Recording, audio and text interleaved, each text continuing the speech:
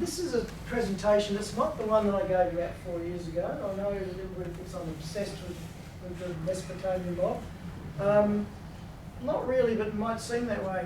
This came about because a few years ago, a gentleman in the UK called Ray Van, who would be well into his 70s now, I've never met him, contacted me and saying, could he use the 4 journal articles I'd written on the half-flight in Mesopotamia, and what happened to the half-flight and what happened to the Mesopotamian campaign. I said certainly, and that led to us collaborating in the what's become quite a well-regarded history of the Royal Flying Corps, the AFC, in that campaign, which is very little understood about it, but it was pretty important. I just want to show you mostly the pictures because Ray Van and the late Mike O'Connor, his co-collaborator, collected it and spoke to a lot of the veterans and got photos with captions, and there are hundreds of them.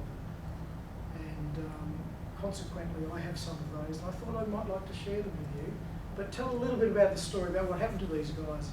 So there's really 2 parts to this, and what we might do with the President's approval is we'll have this presentation, have our cup of tea, and then I'll do the photo collection, particularly the Royal Naval Air Service in Mesopotamia, the troops and the locations, and the Royal Flying Corps that's not the Australian Flying Corps. So I thought you might be interested in that. So without further ado, what happened to them? Some of you know some of it. Well, I can turn it on. The story goes. The Brits send a telex over to Australia and say, hey, we need some help in Mesopotamia. The war's going badly in Europe. We've got this Egypt problem and we need to sort of bolster our forces in Mesopotamia. We need a flying service and we can provide a few aeroplanes, but we need pilots and observers. Can you help? And of course Australia, who just about to graduate the first pilot's course, said yes.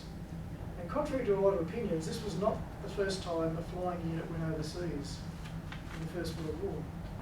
It was the second time.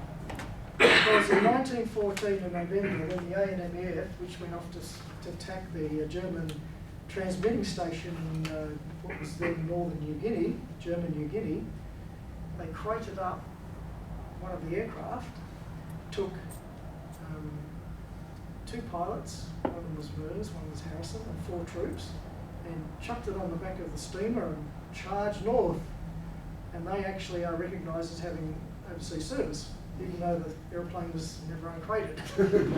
So they got their medals and their allowances, came home again. So this is the second one. Pretty rudimentary. Now some of the photos are really poor, you can imagine why, some of them are pretty good. But basically I just want to step through. Now, why was Mesopotamia, this is Basra by the way, why was Mesopotamia important to the Brits? Does anybody know? Oil. Oil. Because just before the beginning of the war, the Anglo-Persian Oil Company was formed, and the Brits the Admiralty bought a majority share because the Admiralty was converting from coal-fired boilers to oil, and they wanted to guarantee a supply. So that's why the oil refinery, this is where the oil actually ended up at Baden, with 150 miles of pipes go off into the Persian desert to pump the stuff out of the ground where they first found it. And that's why, because of the oil. And that's pretty important when you've got all your ships and the might of the Royal Navy's going onto oil, you're going to have a supply that's safe. Now, this is one of the early photos of the early pilots course at Point Cook, BE in the background. And of course, that shows you who was staying and who was going. So Henry Peter, Peter the monk would go, Harrison would stay. He would stay at Point Cook actually for the whole war. And to my mind, he was treated very poorly by the system because he trained all those pilots, suffered no fatalities. You think of all those flying units around the world, pilots courses, navigating observer courses that had deaths every week, 0 for Point Cook. Lots of crashes, but they got up and walked away. And he was just basically retired and came back as a group captain in the Second World War to do his bit. No OBE, no medals or gongs or anything. Anyway, he's really, to my mind, the father of military aviation. Dickie Williams, the father of the Air Force. Harrison, the father of military aviation. Manuel would stay. He was going to go with one squad. Tommy White would go. Dickie would stay, become eventually the CO of one squad and then go on to greater things. Mers was a medical doctor. He had a medical degree from the University of Melbourne and then joined, wanted to do pilots things, and off he went to the Middle East. And so they were an interesting group. They were mostly the officers, of course. On the other hand, 41 men were going to be selected to do the first push. There are 35 shown there. I think that chap there didn't end up going, that's Laidlaw, the rest did. This is Mers, who's got a kitten on his lap, and Tommy White in front of him. So you can see they're well kitted out. They all had the same uniform, all sharp, boots shine. Bit of a combo. I love this picture. And it's actually a tent in the background. If it looks a bit odd, it's the background. We know who some of them are. We don't know who all of them are, because I've been through a lot of photos. This is my best guess as to who people are. If Andrew was here, he'd point out the Lord family, these two guys here, brothers. This one would not make it. Anyway, that's how many we know. So there's quite a few that we don't know. So 21 are named plus the 2 officers. Not a bad hit rate really. It's a shame that people didn't put the names on the back of the pictures, because that picture's everywhere. You know, you see it in magazines and articles at that time, down at Port Cook, wherever. Anyway, so they all departed on the 20th of April off on the Morea. But by the time they get to Bombay, the stop-off point, they're looking pretty sharp. The Brits have gone. The Brits have gone. You'll need pith helmets, you need bandoliers, or whatever they call them. They're not Sam Browns. They're all, weapons-banded ammunition pouches. They've got rifles straight up. They've got dapper-looking boots. Pretty good. And again, no names to the troops, just the officers in the front row. So how come the 4 aren't there? Well, Peter went ahead to do a recce, and Trelaw joined them in Bombay, and Mers was held back for some administrative reasons. So that's why the 4 officers didn't get there together. We also know about reinforcements. There were 2 reinforcements. We don't have a photo of the first reinforcements of the 10 or so, but we have this fantastic photo of the transport section with their names, which I reckon is great, because at least you can put a name to a face, and I think they deserve it. And they left on the same ship, but a month or so later. Some of them would not do too well, but they look pretty sharp as well. Now, I'm not in the army. Paul, you might know. Do you know what that is? It's obviously some sort of kit for sleeping, a sleeping blanket or something like that. It's valise. It's for like a sleeping bag. Yeah, that's what I thought it must be. And of course, they've got pretty good kit, because they've got water bottles and a few other things as well. So they're well dressed looked too, after. They are. A lot of these photos were taken in places like Bombay at the photography shop, because they figured they're going to lure something from Mum and the kids, or if you didn't make it, to be remembered.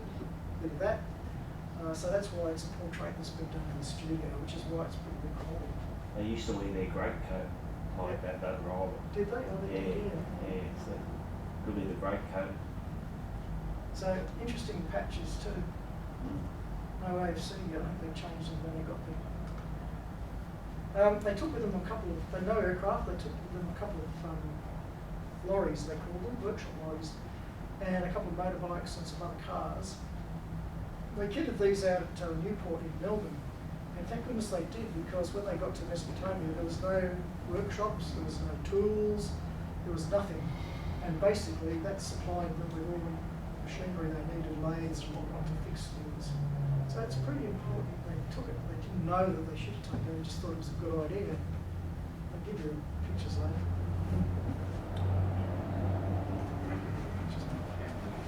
And of course, that's my Christmas present. I want one of those cars. Isn't it a beauty? John Gibson, Royal Flying Corps, he joined 30 Squadron a bit later in 1915.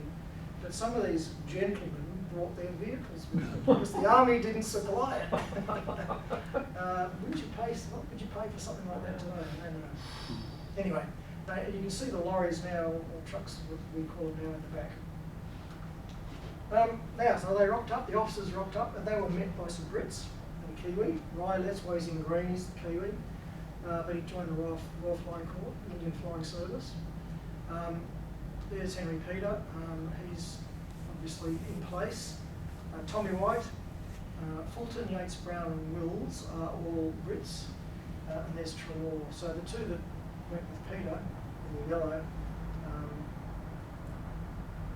Peter is actually AFC, but he's also later goes into the Royal Flying Corps.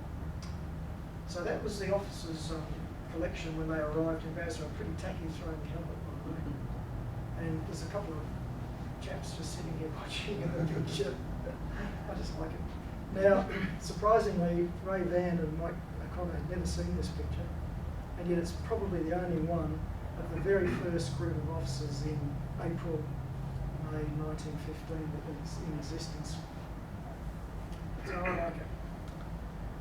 That's where they ended up. Tanuma, it's also called McGill in the paperwork. It's pretty flat ground, as you can see, but it's also raised. You can see the flood embankments here, and a few buildings, mostly tents. They made the airfield on the old Arab cemetery. I'm sure that upset the Arabs. Why? Because the whole place floods. And the one thing you don't want your dearly beloved to do is rise out of the ground and flow down the river. So consequently, this 10 feet or whatever it is the higher ground, which was part of the cemetery. So that's the old airfield. There's the aerodrome itself. You can see the same building as the previous one in the back there. That's that one there. Aeroplane, Caudron, I think it is, I'm not sure. There's a couple over there and another one there. That's a Roberty, I think, too. But you can see how already the tracks of the aircraft have been placed in the mud. The campsite, there are those two trucks that they fitted out in Melbourne. And that was their workshop, and that's basically their sleeping quarters.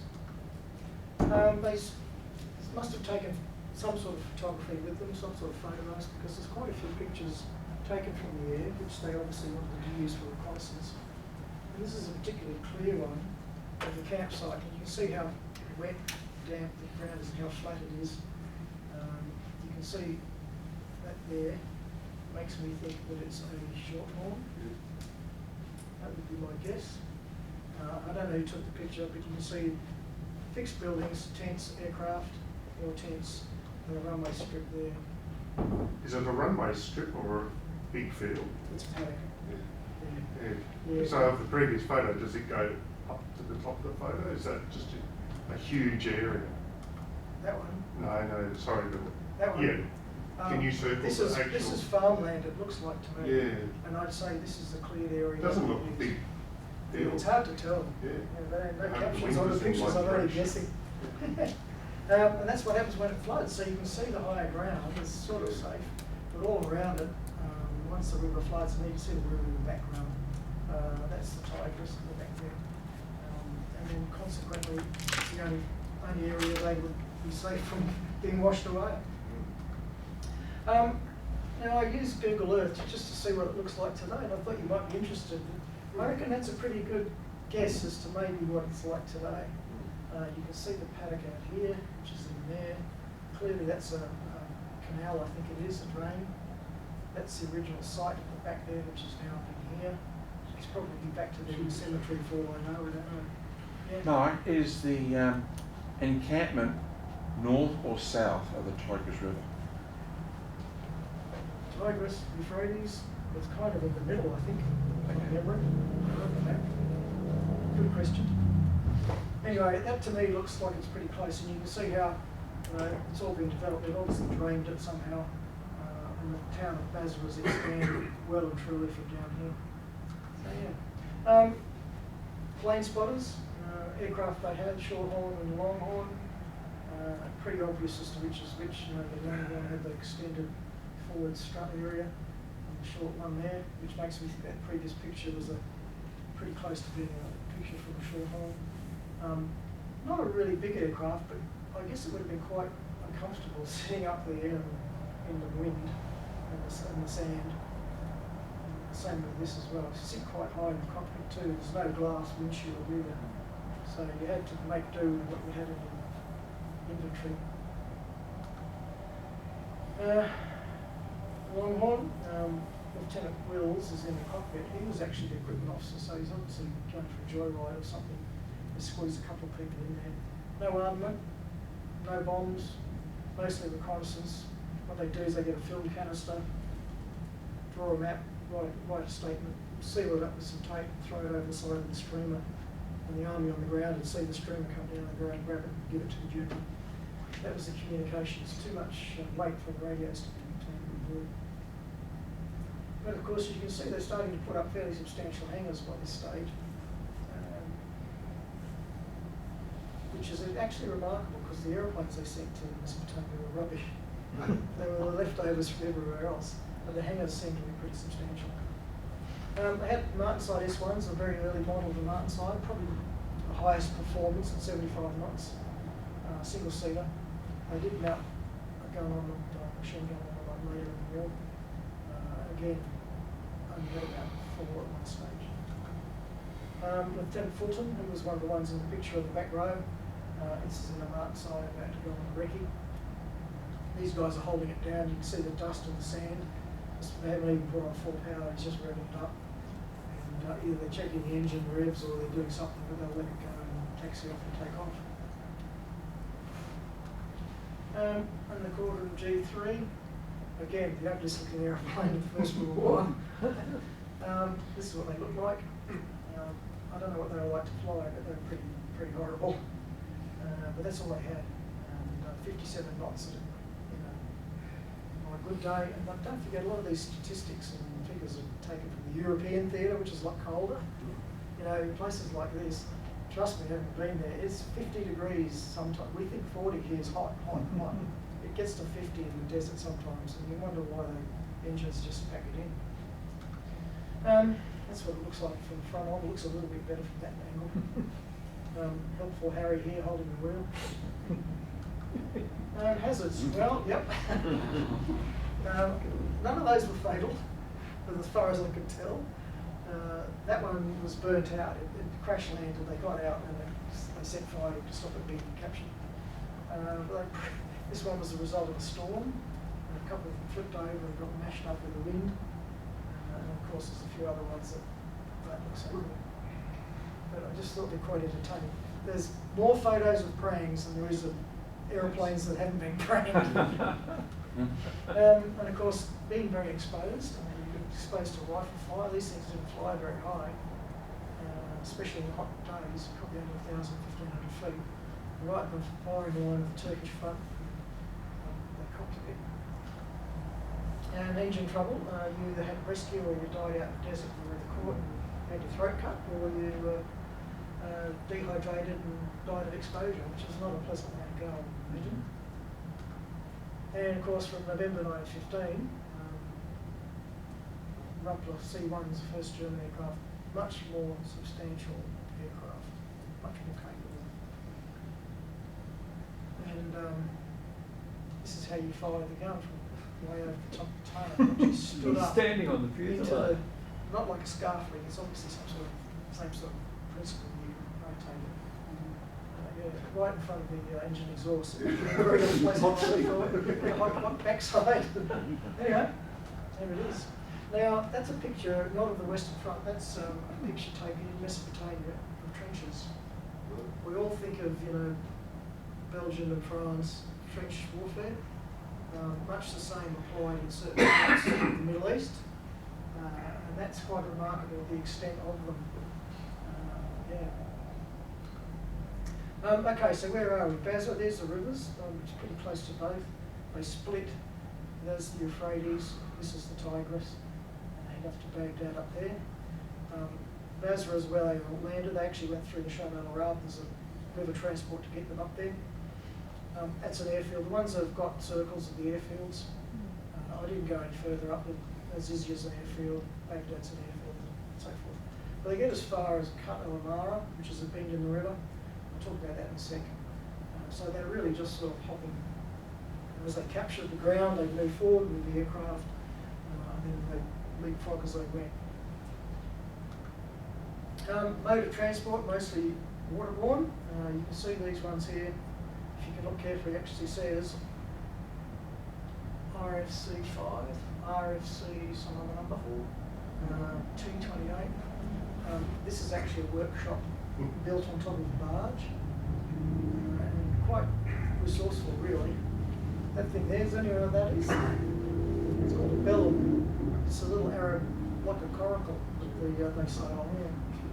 Anyway, that's how you get your aircraft up. I think there's 3 BE, 2 A's I think, on board that one, with a safety party to make sure they get strapped on that fall off. And that's the sort of airfield they move forward to.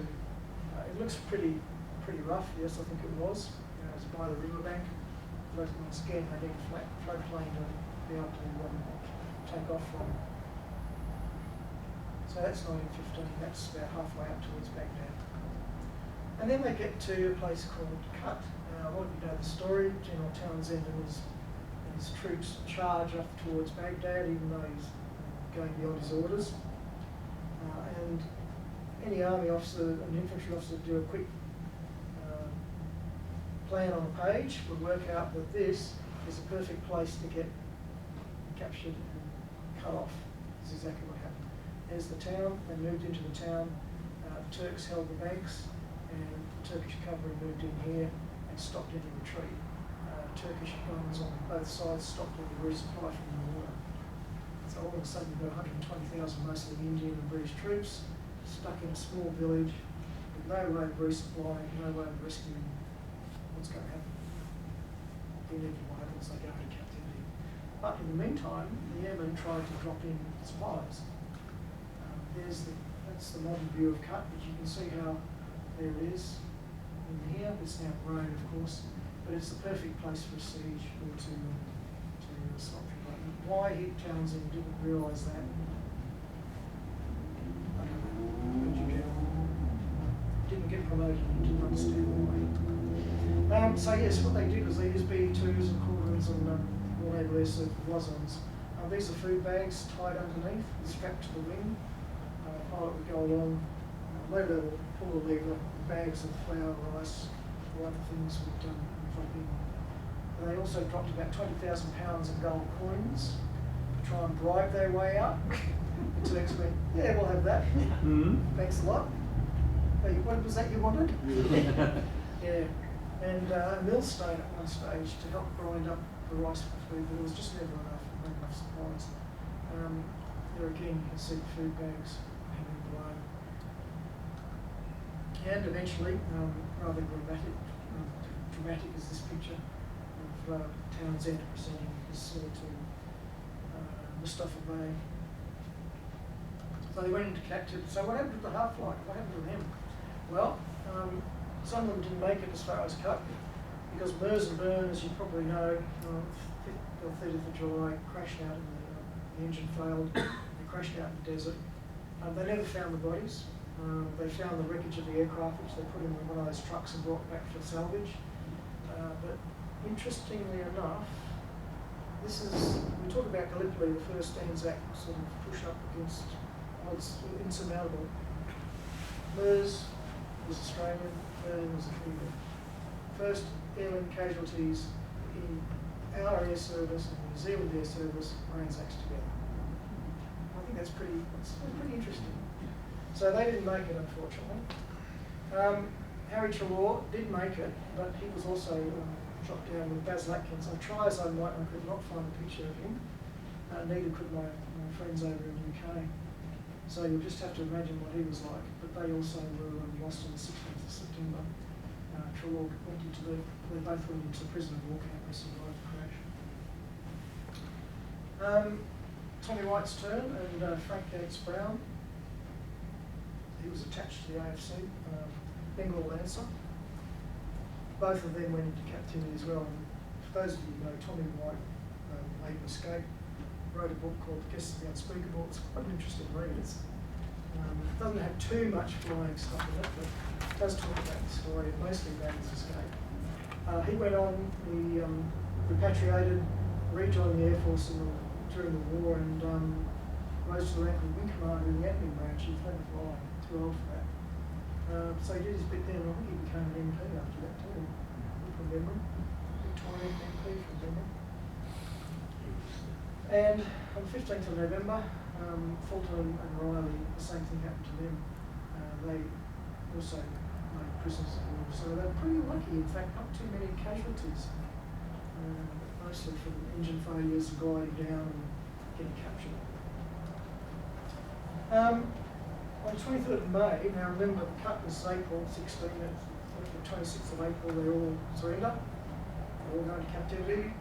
What happens to those in captivity, apart from the fact they were treated very poorly by the Turks? They went into the Taurus Mountains to do what? Build a railway. What happened in Singapore in 1942? Same number of men went into captivity to build a railway. It's just bizarre how these things sort of come around, isn't it? He got a bout of enteritis, which is not pleasant, I understand. And he was evacuated to India for recovery. Never went back to Mesopotamia. They sent him back to the UK, and he became the CO of number 75 Home Defence Squadron back in the UK. He was a barrister in real life before the war. He went back to that after the war.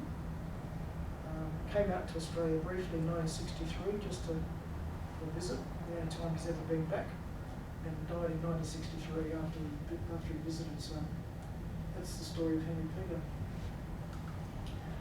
So what happened to these guys? Well, that sort of speaks for itself. This guy in the middle, Broke Smith, Philip William something or other Broke Smith, have to be a poem with that many names and two fathers, right? He ended up not lasting very long because when Peter arrived, he became the CO. This guy went back to India to further the benefits of the Indian flying training system. Peter went as a major, this guy ended up as a colonel. Headquarters of Pukes, they always get the best deal. So yeah, that's what happened, and Wills eventually went on to pilot training. Now, the Half-flight, that little motley group, they're the figures as best as I can deduce, and I've been using the Airman database to put it to great use here. 3 of them were ill and were invalided back to Australia prior to any cut expedition. 6 of them were sent home after cut. They didn't actually get forward. They were still down in Basra as mechanics in the depots or at the airfields where they were resupplying. 9 of them went into become prisoners of war because they couldn't get out of cut. They were supporting the forward aviation element. 7 of whom would die in captivity. The 2 that didn't die, we think the only reason they didn't die is because they were grabbed by the German high command to maintain their cars. They were both extremely good mechanics. So they weren't at the behest of the Turks. The German high command wanted them in the German mechanics compound, if you like. They were still captured. They weren't paroled or anything, but they just survived because of that. 26 went into Egypt to join 1 squadron and then 2 squadron saga, which is the third or the 2nd squadron. Some of them ended up in 3 AFC, went over to Europe, and the others remained in 1 AFC. 4 others were spread around the theatre. Mostly the drivers, transport drivers, they stayed and were put into other units, service corps or whatever, or transport corps, and 10 returned to Australia after the fall of cut. So that's the best, I think it all adds up to about 58, something like that. And that's that. Now, just to finish off, yes. Well, when the POWs were captured and cut, Yeah. were they shipped out or were they marched They out? marched out. Marched out, right. So Yeah, many they hundreds had of miles. a lot of them died in the way. I mean, 120,000, I think 5,500 died in captivity. Something like that. I just put up finish, then we have a break. Cut and the like. Back in 1942, Australian F-454 squadron served in Mosul in Iraq in 1942. That's a Beaufort, is it? Pardon? Is that a Beaufort? It's a Blenheim. Blenheim Mark IV. We went back in 2003 for Falconer, and then we went back in 2014 for Opera. So yeah, we just can't leave Iraq alone. And Did we win any of them? I don't know. Well, time will tell. But, you know, the minute everybody in the Middle East runs out of oil, we're out of there. I'm sure that's what's going to happen. So there you go. That's what happened with the half-flight. I hope you found that interesting.